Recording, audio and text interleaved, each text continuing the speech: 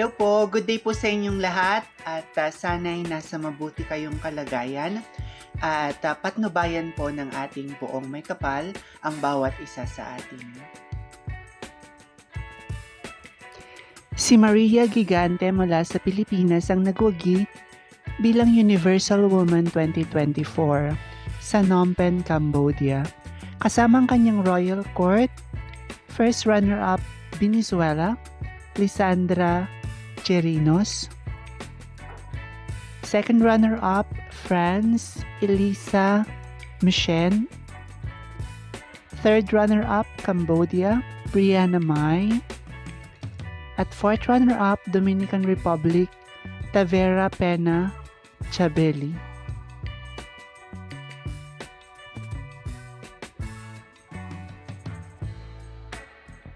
Pinangunahan ng Pilipinas ang kompetisyon na ito, nagpapakita ng kahusayan ng bansa sa pandaigdigang antas. Sa kanyang kahangahangang paglalakbay, si Gigante ang nagsisilbing inspirasyon ng mga kababaihan sa buong mundo na yakapin ang kanilang lakas at tuparin ang kanilang mga pangarap ng may determinasyon. Bilang bagong Universal Woman, kinatawan niya ang elegansya, katatagan at diwa ng pagpapakatatag.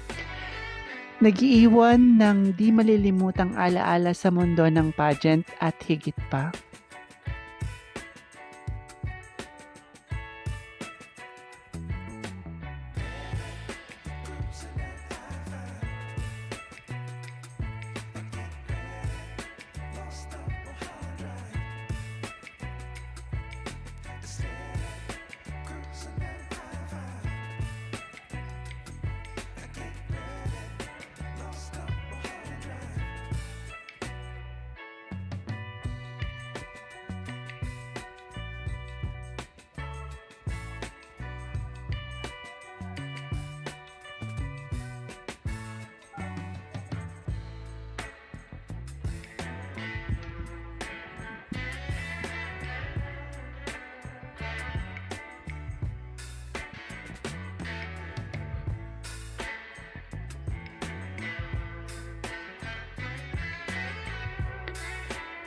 Maraming salamat sa inyong walang sawang suporta. Hinihiling ko ang inyong tulong sa pag-like, pag-komento at pagbabahagi ng aking munting channel.